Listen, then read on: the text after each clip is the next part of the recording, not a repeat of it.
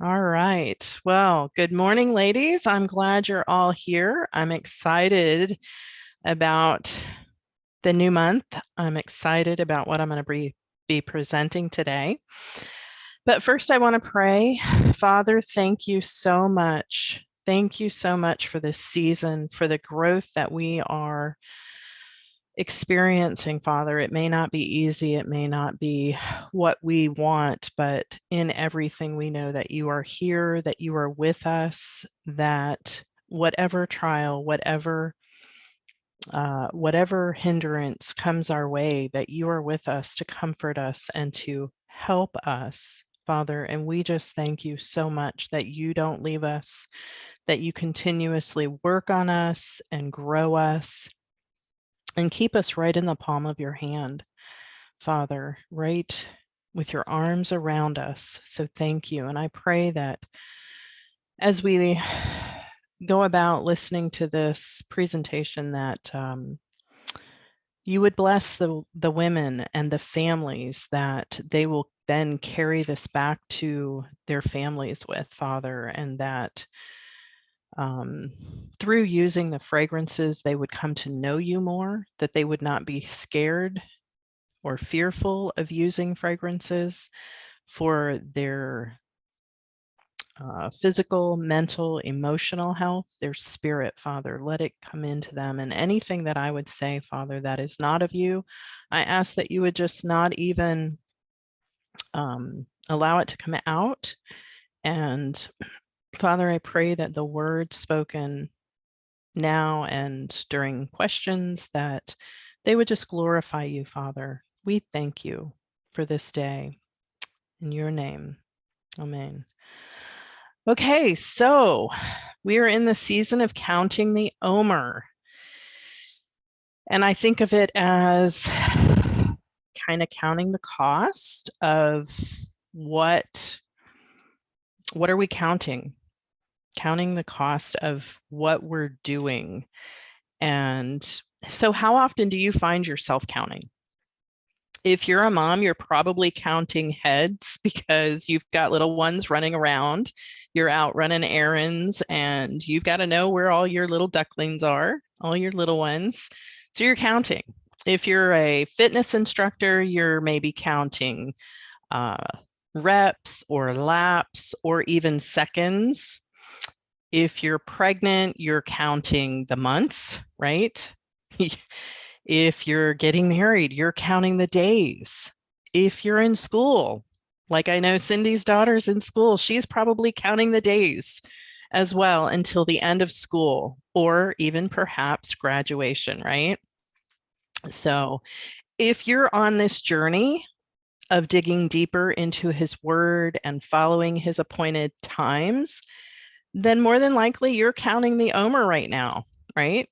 And millions of people around the world are on this journey with us.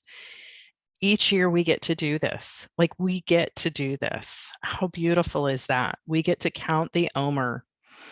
And during that time, I know we've talked some in our groups about what devotions do you do, or how do you count? And one of the ways I do is I use the different apps and I count and I focus on different character traits, and there's 7, which I think is really cool for those of you who do the creation gospel. I think maybe you've noticed that too. And so there's 7 basic emotions that make up the spectrum of our human experience, right? And at the root of all of those can be forms of enslavement. Yeah. Or a distortion of those emotions if we're operating on that dark lamp.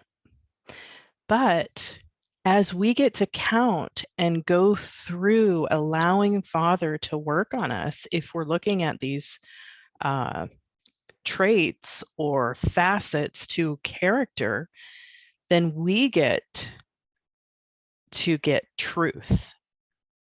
And so I got that, and I got a lot of this from Chabad.org, as well as some others. I've been doing this for a long time, so just, notes that I've taken. But that one, Chabad.org, just really spoke to me this year in a lot of ways. And so one of the aspects of my planning for the spring feast is to make sure I'm ready with my app or a book. And yes, my journal. I say it all the time. Get your journal and keep track of what is he speaking to you. And in this time of counting, what is he speaking to you in each of those character traits? Each week, I get to focus on a different trait as I'm counting my way up to Shavuot. And yes, counting my way up because we meet him in that space, in that place. We're lifted up. And this is really a journey into my soul. What's going on with me? And sometimes, to be honest, I like what I see, and sometimes I don't. And the reason I don't is because I've realized I've been maybe not walking in my best self, in who he created me to be. And I fall short in one area or another. And, I used to tell my kids because we homeschooled. And so I would tell them at the end of the year, we would do testing like what the kids would do in school, but we did it with a bunch of other homeschoolers. And I would never show them how they did because I didn't want that to define them. What I would say to them is, here is what the Father wants us to work on, what he wants you to work on this coming year. Maybe it's math, maybe it's English or reading comprehension. And that didn't mean that we stopped everything else, right? Just because we had to work on this, but we get to focus on something that he wanted us to. And that meant a dedicated time of growth for them. And that is what the Counting the Omer is to me, a dedicated time of growth. And I believe everything we go through in life is meant to teach us, just as everything we go through in life has a consequence. Consequences can be good or bad, but for every action we take, there is a consequence. And when considering counting the Omer and working on personal refinement, going through each character trait, it helps me to grow in areas where I'm weak. And so when my kids were weak in an area, we got to grow them and lift them up to be stronger in that area. And doing this encourages strength building in areas that now I know I need, because he shows me graciously. And I ask the questions, how am I doing in this trait? And if you go through the different apps, there's lots of great questions, thought reflective questions. If you have a devotion, thought reflective questions that I get to kind of size myself up. It's like my yearly test, like the kids used to do. So today we're going to look at each of these emotions and see how fragrance can help us become stronger in our weaker areas. And, just on a side note, that with those 7 emotions, there's 7 facets in those emotions. So not only are we counting each week for 7 weeks, but we're learning about those emotions, and we get to count each day of the week kind of each day of the week, we are counting the same emotions. We're looking at them. We are doing the work to see how we check in with Father, because he's asking us these questions. You're sure somebody may have, written the questions or come up with these questions, but that's our time with him to see how are we doing. And so if the first week is about Hesed, loving kindness, benevolence, well, week 2 is going to be a different character trait, but Gavrua, hopefully I'm saying that right. But week 2, day 1, we're going to look at Hesed in Gavrua. And how cool is that? So Hesed is loving kindness. So we get to see, how am I doing in this trait of Gavrua? How am I doing with that love aspect in this? So love is the single most powerful. That's our first character trait. Single most powerful, necessary component of life, right? Both giving and receiving. It allows us to reach above and beyond ourselves, kind of transcendent. We all have the ability to love and be loved, yet do we do it? And that's what these devotions help grow us in. And we're told in 1 John 4:19, we love because he first loved us. So let's not find ourselves not loving others. Let's look higher than ourselves and begin healing our own hearts, because you know me, we can't move on unless we heal those inner places that are darkness. We got to shine the light on them. And that is another aspect of what this counting the Omer is. Let's shine the light. Let's see what's going on. So we begin by healing our own hearts first to know what love is and what love isn't, by asking Abba to create in us a clean heart, connecting us first to him. And in connecting to him, we can learn more about his love and what it actually is to be loved and how to love. And so in the beginning of my walk, I was able to participate in a Bible study called The Way of Agape and Understanding God's Love. And Abba knew exactly what I needed and when. And because he knew my future, and he knew what was ahead of me. So that first Bible study was all about love, because he knew what I was going to be walking through, some tough stuff. Because when you become a believer and you start changing your life, you start seeing things about yourself, about others. And so he knew. And so walking through some of those darkest moments of my life was where I got to learn about his love.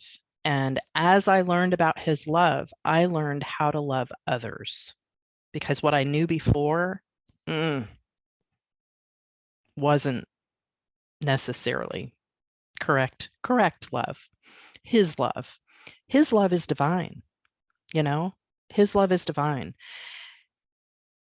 And it's a love that supports me, connects me, and teaches me constantly. And my lack of love has also taught me immensely about him each year. And each year, as I get to go through these attributes, characteristics, facets of love, I get to focus on the first one, the first week, loving kindness, and I can't help but heal. Yeah, heal. Because if I allow myself to walk in his truth, his love, it heals me. And therefore, I can then share that and pass that on and help to heal others. From the very beginning in the garden, Adam and Eve tried to heal themselves by putting on clothing, right? And each and every story we read in the Word, well, there's some sort of healing trying to take place. And I'm going to submit that all healing begins in the heart with love.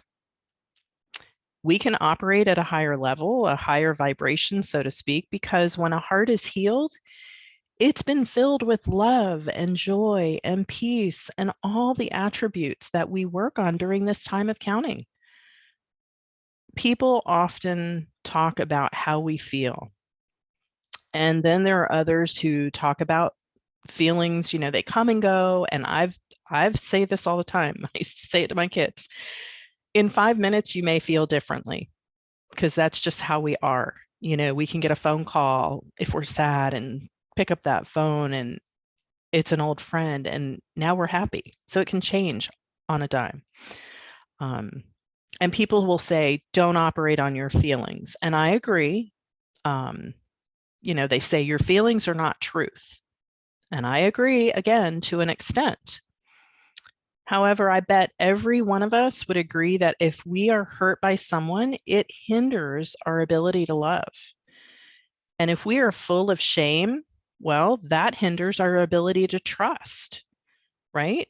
Or if we're full of condemnation, I don't know about you, but it's really hard to have compassion.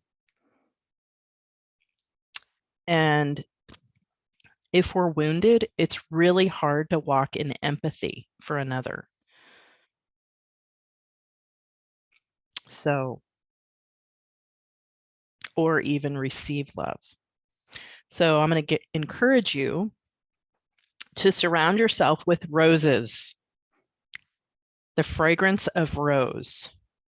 Grab your rose oil, put a drop or two in your diffuser. Do the bottle tip on your hand. I always say that. I don't have rose right here with me, but do the bottle tip, and just rub those palms together and inhale deeply. Because rose will bring you to a higher vibration. It is one of the highest vibrational oils, and you can look all that up. I'm not going to get into all that because it's not what we're focused on here. Rose helps to cut the chase of hurt, cut through that chase of hurt. Let's get through the pain, you name it, whatever emotion is hindering you from experiencing that divine love of the Father, whether it's hindering you from healing. Again, please grab your journal as you go through these weeks and grab your tools, your essential oils to help with the process of evaluation. There's study after study about how fragrance changes us. And this counting of the Omer allows us to evaluate where we are and where we want to go, allowing the healing process to fill us so much so that it begins to overflow. Isn't there a scripture bubbling up inside us? The Holy Spirit bubbling up. So that overflow then goes into your relationships. And that overflow is what changes not only you, but your legacy. Everyone has the capacity to love and give love and receive love. But asking the questions such as, can I give it right now? Am I stingy with it? Do I withhold it? Am I vulnerable? The only one that can know the answer to those questions is you. And that's why it's so important, in my opinion, to have that journal, to journal your way through counting the Omer. And I'm just going to throw this out there that, when is a good time to do the counting each day? The best time to do it is when it's best for you. Some people do it in the morning, some people in the afternoon or in the evening when the sun is setting. But take the time to journal in what we make, taking that time to journal in the evening is actually the beginning of a new day, according to Father, right? A new day. There was morning and there was evening, day one. Or I mean, there was evening and then there was morning, day one. Sorry, said that backwards. So that's a great time to journal. Why do we think we have to get up in the morning at, 5 o'clock a.m. to do our devotion and our journal and then get on with our day? We can do it in the evening. It doesn't have to be in the morning. So what works for you is the best time. And when I realized that, oh, my day actually starts with the evening, in the evening, and then I get to rest into it. When I'm resting, I'm better able to ponder, meditate on what he's just shown me. So anyway, that's just me. And you can read over your journal entry in the morning, however long or short it is, after, I mean, really, everybody has to go to the bathroom, so you can take it with you, in the morning. So whatever time is best for you, you can read it throughout the day, and then you'll be able to walk it out because you'll remember again. If you go to sleep in the evening and, think you won't remember it, just read it in the morning. You can turn that diffuser on in the morning too, apply your rose, and think about how you want to show love that day, according to maybe what your devotion was the evening before, or if you do it in the morning, that morning. So now the next week that we get to do our counting is all about justice and discipline, respect, restraint. It's Gevrua. And discipline is the channel through which we express love. It gives our life direction and focus. Think of driving at night and it's dark, and unless you have your lights on, you can't see the road, typically. Having your lights on is a discipline to knowing where your car needs to drive in order to get you home or wherever you want to be. Without the light, you could end up in a ditch or a wreck or not arriving home at all. That would be tragic. So to me, this is the same in our spiritual walk. Do we have the light within us, the discipline, the restraint, the awe in order to arrive home? Do I have the discipline or self-control needed in my life to do the things I know I'm supposed to do, such as love another in spite of whatever it is, in spite of that? And I think of anger here because Ephesians 4:26, it says, "Be angry, but do not sin. Don't let the sun go down on your anger." And I believe it's in Proverbs as well. And that word angry in the Blue Letter Bible means tremble, quake, rage, quiver, be agitated, be excited. Do you all get excited when you're angry? It's this thing, the little kids, to be perturbed. I thought that was really funny. Perturbed. It was actually on there. So, can I let go of what is bothering me about someone else or a situation and be objective instead of angry, which usually leads to thoughts that aren't reality? Does your brain, your mind ever go off Maybe you know what I mean, maybe you don't. I don't know. That's just me. So I encourage meditating on this aspect of self and asking the questions of yourself. What is that thing that sets my anger thoughts in motion? Because if I'm angry with someone, I'm typically not showing them love, and when we when we first started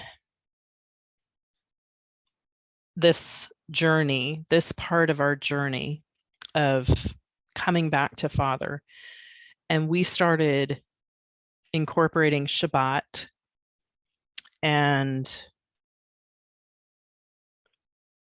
having our dinner on Friday evening, there were times that the struggles of the week were really weighing and dividing my husband and I. And I tell you, because of doing that Bible study and learning of Father's love and engaging in the discipline to still sit down at that meal across from him. And when I did, I mean, it gives me chills. And I let go because it wasn't about him anymore, right? It's about the principalities. But when I let go and I was disciplined to say, this is Shabbat, this is about our Father, you know what happened? My attitude changed. All those things, all the emotions, the anger, and it can be whatever. Why isn't he doing this? What about this? Whatever. Just went away. Because I wasn't doing this for him across the table. I was doing it for my Father. And, unfortunately, there were probably times during the week that because of my anger, I didn't use self-control either. But on that night, because of the discipline, I was able to walk in love, and love was shared because it melted him too. Because it's not about me and him, it's about me and Father. So things come, flying out of my mouth when I'm angry. Maybe doors get slammed, Um, how about, well, fine, they're not going to, so neither am I, fill in the blank. That's what I was doing back then. Is there something with your spouse? Maybe it's a child, or maybe it's your parent. Are you frustrated enough to blame the other person instead of looking at what action you could have taken or I could have taken to be better? So in this time of reflecting, I realize more often than not that my anger is typically based in ego. Oh boy, ego. In other words, I am edging God out. And to me, that's huge because I don't want to edge him out at all. And so when I sat down at that table and I thought about my Father, that's when everything dissipated. Now, we all know, and I've said it, the quickest way to change a mood is fragrance. So the fragrance that I know now to turn to if I'm still struggling in these circumstances is cardamom, because it not only helps me to take in deep breaths, it's great for the respiratory system, but I know it'll work to help calm my nerves and that anger down enough to interpret situations that trigger me in the first place. It also helps me be objective and asking the question, maybe, did I feel threatened? Did I feel powerless or attacked, treated unfairly? Those are all things that came to mind back then. Not being validated, or even not having my primary need met, whatever it was. And if I answered yes to any of those questions, then I know I had expectations, which may have led to my anger. And see, all those things have an I in front of it, which means I'm only thinking of myself. Cardamom demands me to look at myself, take my personal ownership in order that I stop blaming others, blaming him, blaming my kids, blaming my parents. Oh my gosh. And be responsible for my own feelings. So, what does all this have to do with discipline? If I'm disciplined, I take my thoughts captive and not get angry. Am I disciplined enough to set myself aside, let go of my ego where I'm edging God out, and to not be selfish, to allow Abba, his light, to shine in me? Because his light shining in me changes me and then through me. So when I allow the light to shine in the darkness, that light always reveals what's hidden. It helps me regain some objectivity and self-control. And that's what would happen when I am disciplined enough to look at my father instead of whoever it is that I'm, like that little 3-year-old having a tantrum, you know? So, one of the things that we can ask is, have we ever met someone who's really angry to the point of losing control, any rational function? Maybe you're thinking of yourself. Maybe you're thinking of your little 3-year-old. Maybe you're thinking of whoever. And,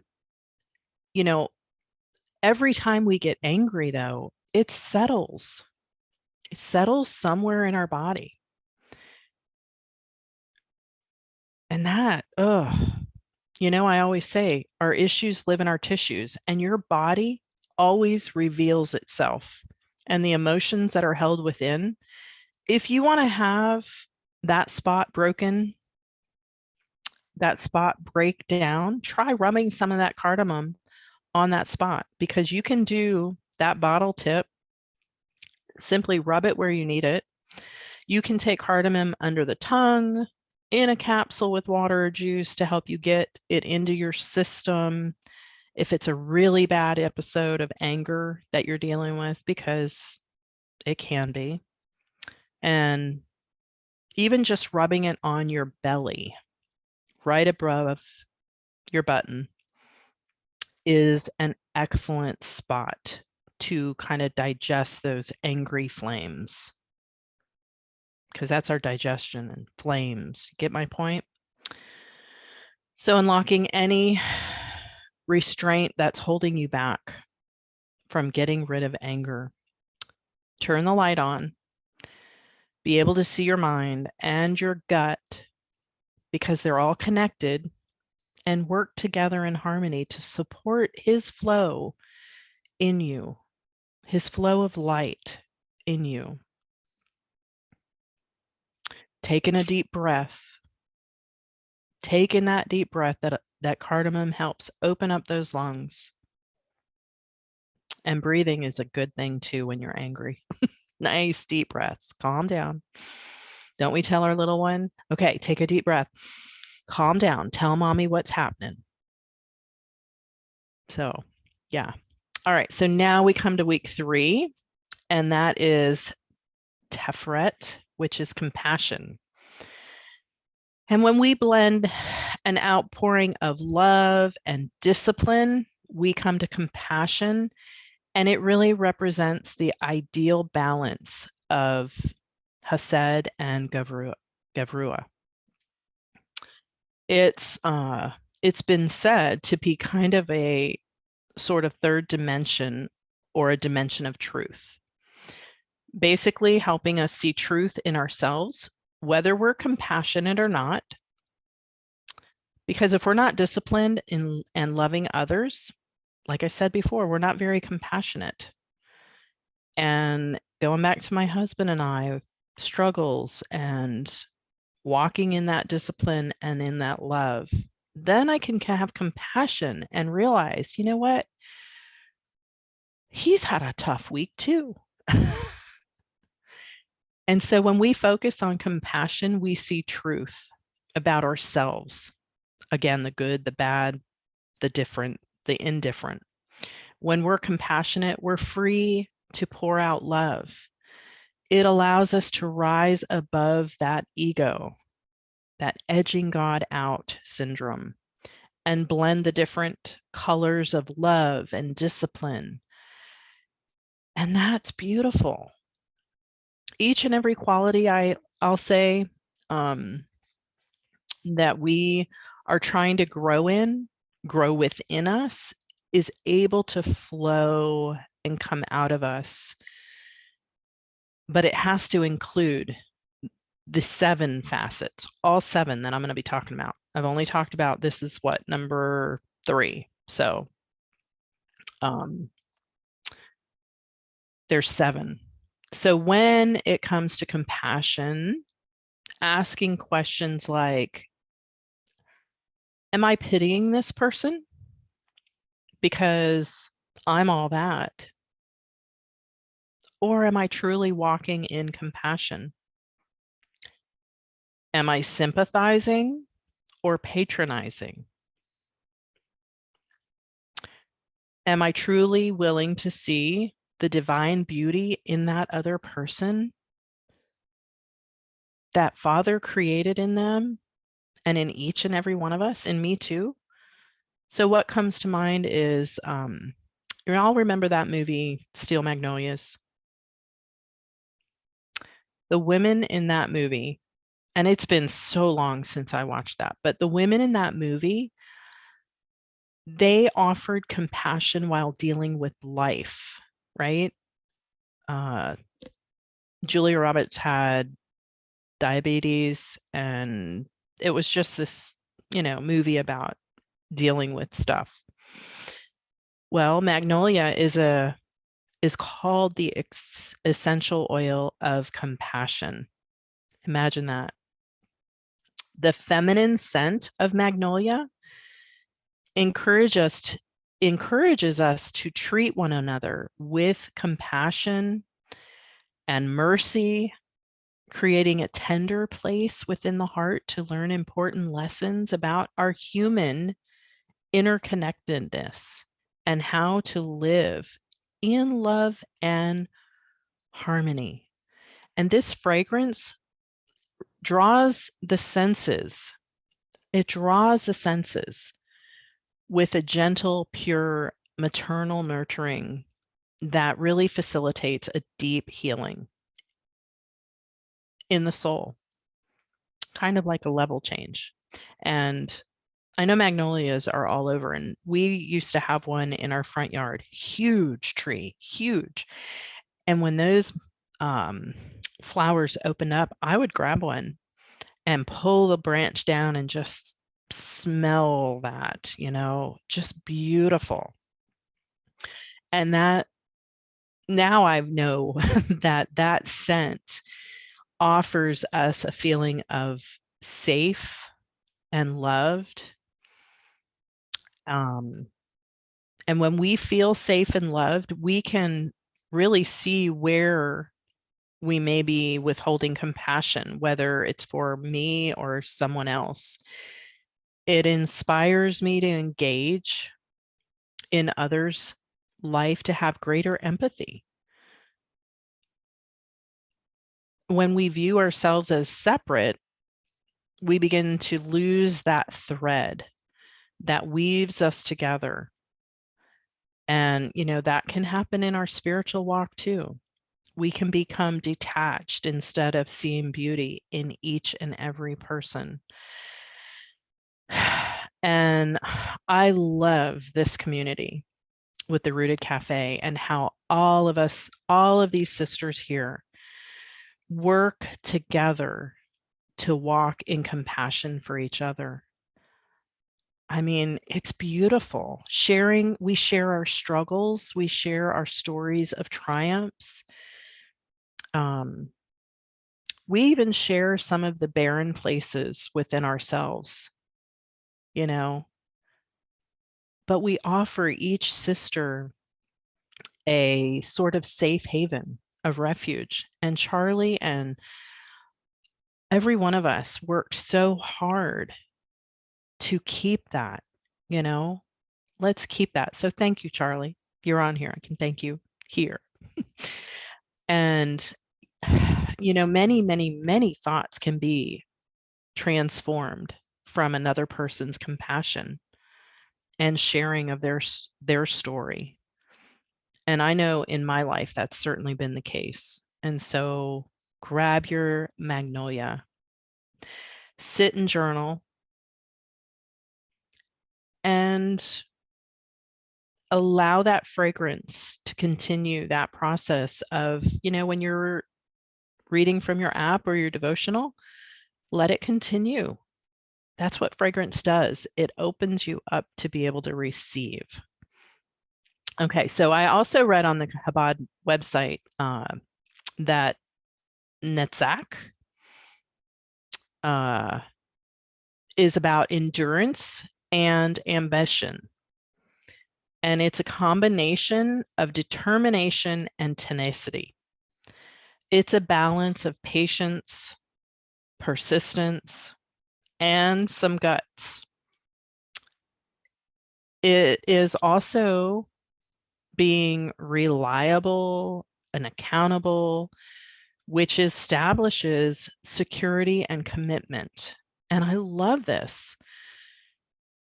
I love this. Current endurance means being alive, to be driven by what counts, fighting for what you believe in, going all the way. And its energy comes from within and stops at nothing to achieve its goals. Think about something where you've been that, whatever that is for you.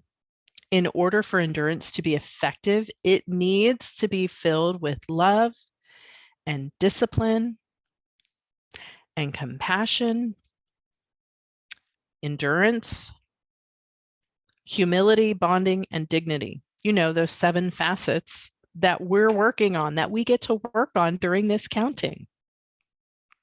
Now, endurance can be a little difficult for sure. A period, you know, that's just difficult. And what I mean by that is it's because of the woundedness of our soul, the wounded parts of our soul, those wounded relationships, our wounded heart. If someone can persevere through a trial and through their emotional pain, the oil that comes to mind is helichrysum. I've known different people who have applied this over their heart or wherever that pain is and experienced that healing from it, myself included. And it brings relief. You know, plants, can I say that one again? Helichrysum. And it's spelled HELICHRYSUM.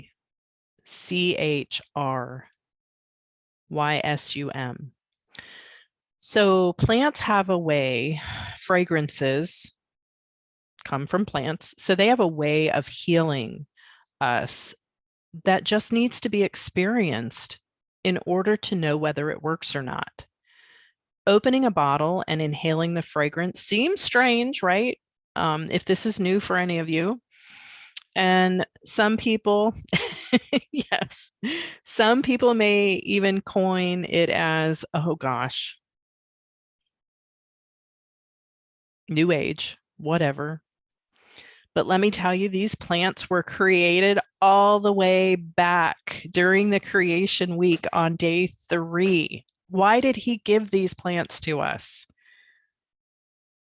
To nourish us, to heal us. So before man was ever created, Father provided a way for us to be healed. From its leaves to the flowers, to the blossoms, and everything in between.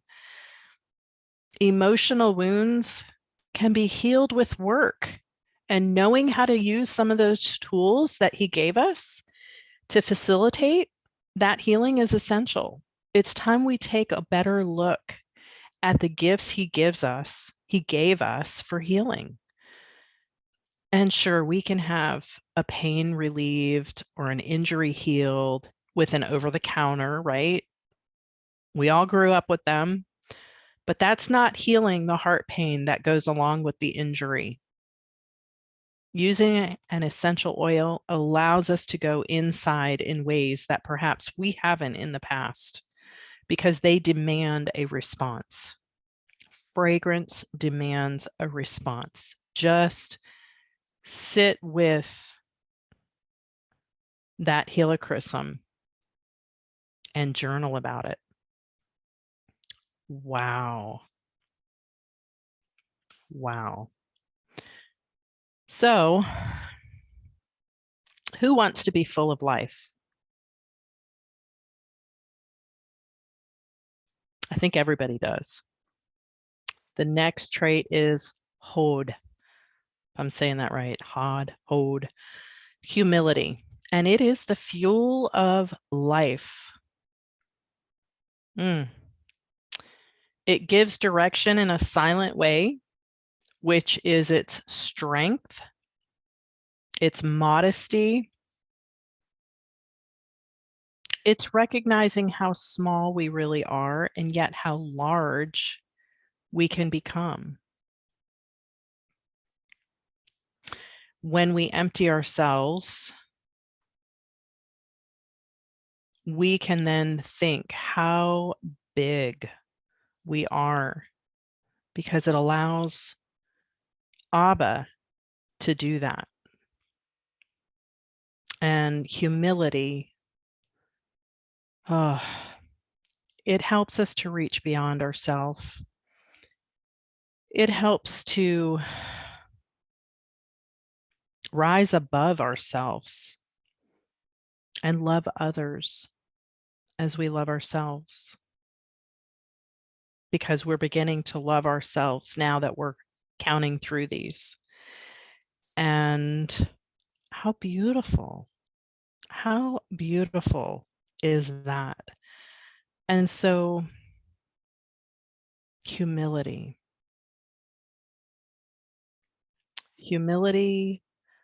when I think of humility,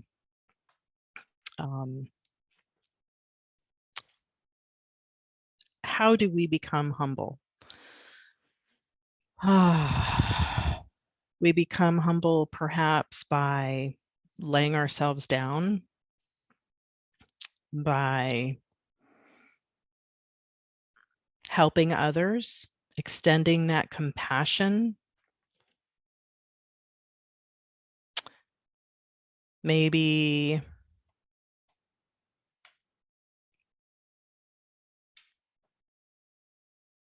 taking the back seat, standing behind another so that they can rise up. You know, humility. It's a very hard thing to be humble sometimes because we want to be noticed, don't we?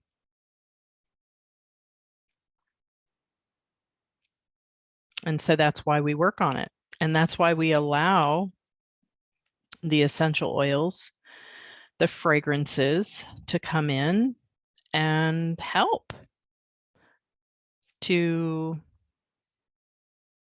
raise us up, because that humility helps to raise another person up. Being humble helps to raise others up, right? And so what oil can raise another person up? What scent? What do you guys think of? What oils would you think of for that? Like anything citrus? Citrus. Like bergamot, even? Yes. Yes. Yep. Melissa would be a great one. Melissa, I love because Melissa helps us get out of our head. um, Myrrh is also another one. And I have talked about Myrrh and Melissa in the past, and oh, they're beautiful. I mean, Melissa can help awaken us to know we're going to be okay, even without the limelight. Um, so, yeah, again, open that fragrance. Open your citruses. I'm not giving you a specific one for Hode because there's many, like you said, like Charlie said. So, you know, Melissa's great. Citruses are great.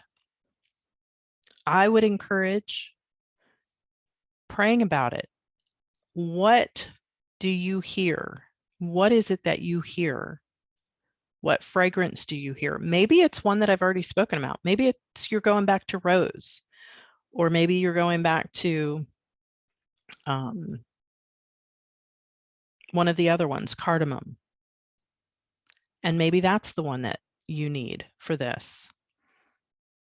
Again, that's being humble and asking Father, what do I need? What do I need to do? Okay, so the sixth one, Yesod. This is bonding. And it is the ultimate emotional connection. Binds to another, the love and the beloved. And this is not just commitment, but total devotion. Bonding is eternal and a foundation of life. Think of a mother and child, or a father and child, taking the time to bond with their baby. And as that baby grows, the bonding continues and will over a lifetime as these characteristics are continually walked out. Oh my goodness. I think about if I had had this before having kids and had practice walking these things out. Oh my goodness. Wow. So the same for a husband and wife, a brother and sister, friends. Bonding is an affirmation. It gives a sense of belonging, that you matter, that I matter. It's a strong foundation for life. Bonding is really the union of the first 5 emotional characteristics that if we can get them right, that lead to the 7th. So we're on number 6, right? Now, if there's a crack in the foundation of any of these 6 attributes, a sense of bonding will also have cracks. If there's a lack of bonding, examining each of the previous emotions is necessary. Love is the heart of bonding because everything starts with love. 1 John 4:19. We love because he first loved us. That's the start. That's the first character trait, first facet of our soul that we get to look at and get to participate in, and Father showing us what's there. When trust is broken from, harsh circumstances in life, it can be hard to form meaningful relationships, and we can tend to turn inward, trying to protect ourselves. But if you want to walk in freedom, take those long, deep breaths while maybe circling your arms up overhead. And if you can see me, what is that? That is a stance that we can take and praise him and ask the Father in that moment of that deep breath to heal. Yes, to heal you. It's one way to break the cycle of brokenness. And so what fragrance would help with that? Marjoram. Marjoram is another tool that helps in breaking the cycle by showing maybe some barriers, or as I call them, walls, right? And you've all probably heard, oh, they got a wall around them. But those walls were formed to protect us from out there, you know? And I've worked with several clients who have had walls around their heart. And they've had the inability to trust. They have even reverted, in a word, kind of distancing themselves from others, or even just giving the cold shoulder. Maybe it's not a huge wall, but they've just given the cold shoulder. And I've had students in my movement classes who find it difficult to keep their hands up in praise. And it's not just because their arms are tired, but because they have been in a mode of protection for so long that they don't even realize it. And their bodies are so stiff and so rigid. So if you or someone you know has some protective measures that you may not understand, but you sense it, because how many of us have walked in that room and we've felt what's going on? That's that energy, the energy around us. Try opening that bottle of marjoram and diffusing it. If you know someone's coming over who is maybe you sense, oh, put it in your diffuser. Just the smell of marjoram gives us a sense of warmth and trust. And you can rub that over your heart, over your chest, as well as take it under your tongue or in a capsule, because it helps to soften and heal past wounds. When we feel safe and loved, we're more apt to be authentic and open, which allows us to be able to begin bonding again with others. And that's number 6. That's Yesod. So last but not least of these seven attributes is Malhut. Sovereignty, leadership. This attribute is a state of being rather than an activity. It's a sense of resting in the previous 6. It's passive in the sense of being completely filled with love, discipline, compassion, endurance, humility, bringing unity with Abba and resting in him. It's knowing you belong to him without any doubt. It's knowing you are both independent, yet confident, yet dependent and humble, because you are loved, which brings us back to that very first attribute that we did in the first week. And you know you have nothing to fear. This love fills you so much that there is nothing bigger than your desire to give it back to him through, you guessed it, walking out all 6 of those previous characteristics. And when that happens, when you allow the peace to come over you, oh my gosh, it's an unstoppable force. Like, really, really. So sure, you can become inflamed and, operate in those opposite characteristics, be on that dark lamp, to all of these. And that affects our bodies too. More than we realize, our bodies hold on to every energy of our emotions, whether positive or negative. And the positive in the body helps us to feel good. Why the opposite's true of the negative, which causes inflammation, pain, illness. How do we move on from this? I see Charlie, she's pulling her hair. How do we move on from this? How do we repair ourselves physically, mentally, emotionally? Now, I'm sure you all have heard of turmeric, right? Turmeric, tomato, tomato. That helps us reduce inflammation. Well, guess what? It has a powerful property that can reach into those damaged or blocked aspects of self to restore what's been temporarily lost. And I say temporarily because we don't have to stay in that place. It can be temporary. Turmeric is for those who feel paralyzed by the inherent dangers of life, inflammations, or by a loss of function from the inflammation or freedom they once took for granted. It is particularly beneficial when one feels weighted down, due to a personal tragedy, loss of confidence in abilities because they have inflammation somewhere, and just needs that rest and renewal.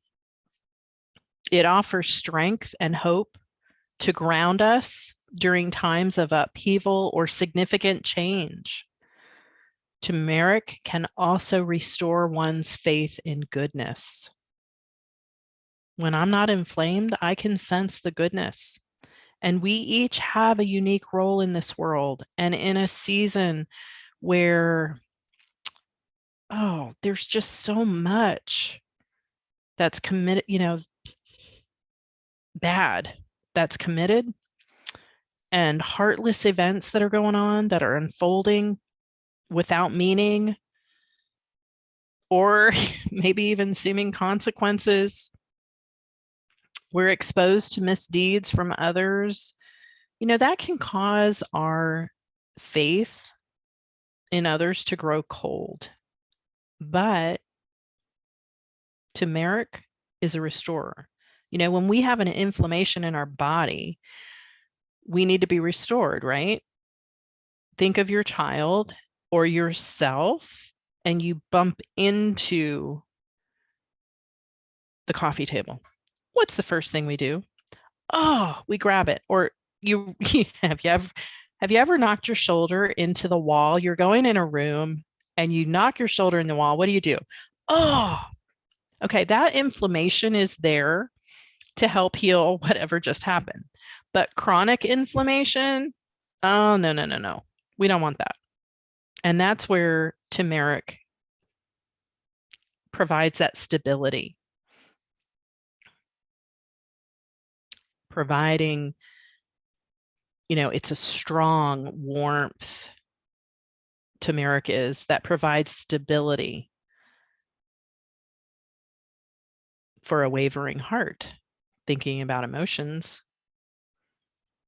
It's a foundation of trust that Abba knows is always possible for you. So turmeric can assist those who struggle with those systemic barriers emotionally, such as maybe prejudice, bias, racism, by helping us recognize the inflammation in us,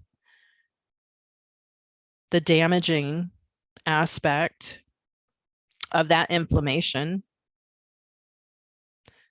and distinguishing those from truth and helping those inflamed thoughts diminish. So here you can apply it to your head, to your upper stomach, bottom of the feet. Breathe it in. I mean, I'm not a huge fan of just breathing it in, but I know it works. Fragrances work. They have a way of changing us for the better. Now, I know that, this may seem like a lot that these little essences can do, right? It's a lot. Debbie, you're telling me a lot here. But I'm going to challenge you, okay, to send me some messages this week and the weeks coming up to Shavuot, how each of these fragrances helped you to set you free from yourself, because that's what it's about. This counting is about us. It's not about looking out at the world and going, what's wrong with them?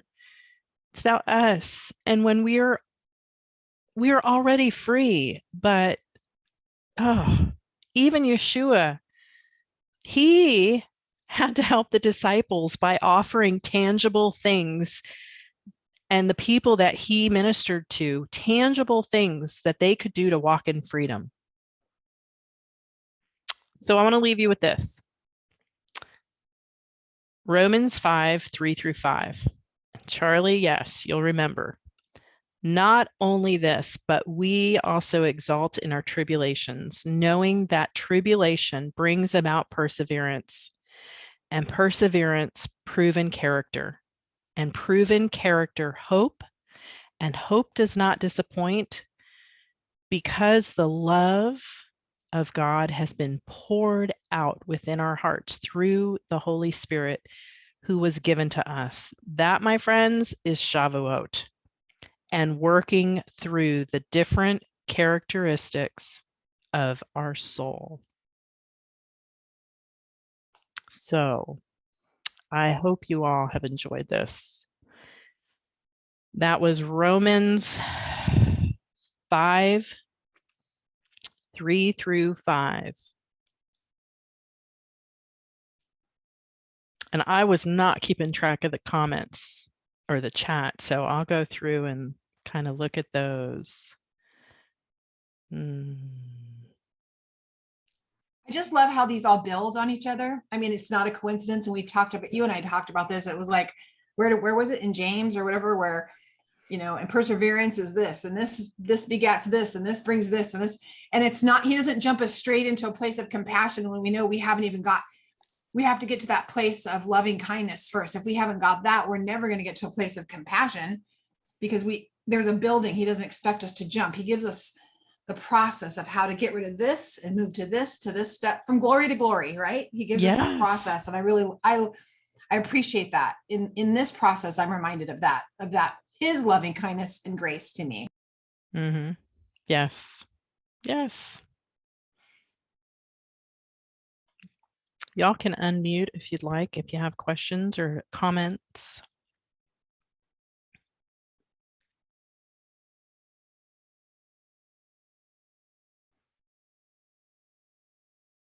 Maybe you're ready to stop the video. Maybe some people want to share something. Yeah,